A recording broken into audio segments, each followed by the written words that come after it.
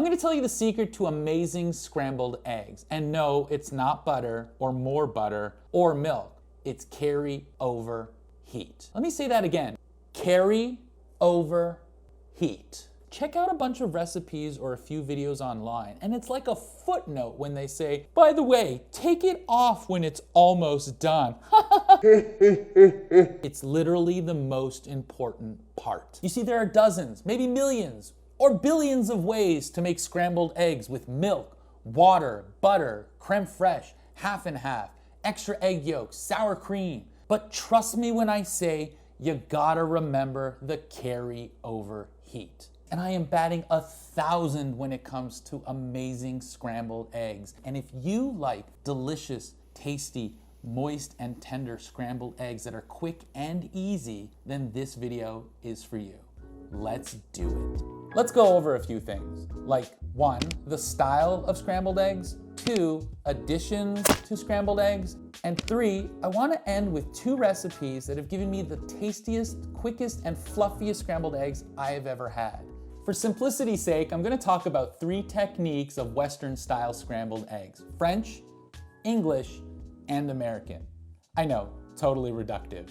But for this example, I'm just trying to show you some basics. The French, for example, use the slow and low method via bain-marie, a glass bowl over a saucepan and allowing the eggs to cook over steam.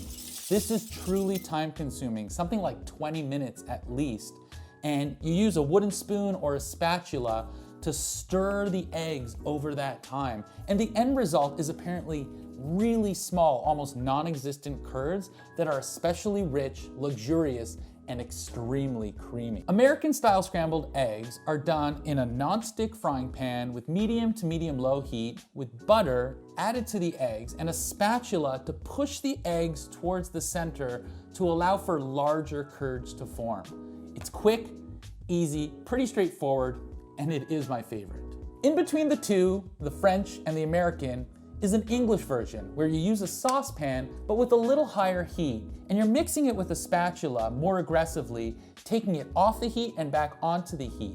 It's much faster and it ends up with medium-sized curds. I remember seeing this Gordon Ramsay video years ago, and it taught me this technique of taking the pan on and off and using the residual heat to cook the eggs. He ended up adding creme fraiche at the end, and people went bananas for it. But I just felt like it was a lot of work, and I did try it, and it was very tasty, but my wife, she called it egg oatmeal and asked me never to bring it into our home ever again. I also want to mention that there's a Cantonese style scrambled eggs, which uses very high heat, a wok, cornstarch slurry, and at the end results in very big curds that are moist, tender, and give you a very wonderful scrambled egg. To me, this looks really delicious, but very complex as far as ingredients go. I'll post all the videos in the description below. There are a few other styles or techniques like the deli method where you crack the eggs into the frying pan and scramble them in the pan. And then the poached egg method, which is kind of sounds watery and gross, but it's all a spectrum of possibilities. For me, I like to keep it simple. This is an egg. It's perfect by itself. Outside of using a cooking medium like butter or oil, you can make amazing scrambled eggs without using anything. A whole egg is 75% water and 10% fat. Everything you want to add to scrambled eggs falls into adding both more water or more fat. The liquid increases moistness and the fat increases richness or flavor. Remember, fat is flavor. Depending on how hot you're cooking your eggs and how much you're stirring them, these add-ins will just give you the opportunity to not mess things up, keeping things moist and flavorful. I have made eggs where I've added nothing. I've put water, soda water, 2% milk, buttermilk, oat milk, and even an extra yolk. And I've added butter and ghee during the cooking process. And each time I have successfully had moist, tender, delicious scrambled eggs. All because I've respected the principle of carry over heat. This is where you have to figure out what you prefer and what you have on hand. I can tell you the ones that I thought were good, and the buttermilk was a mistake on many personal levels. I hate using an extra yolk. While very delicious for the extra fat, I don't like being stuck with an egg white that sits in the fridge for way too long. That's why I recommend milk and butter and water for those that don't want to use dairy. as add-ins. Didn't have milk. No, we didn't put milk. Didn't put milk. No. Why? Well, it's still light and fluffy. We can add milk next time. Which brings me to my 2 favorite tried and true recipes that I'd like to share in the description below.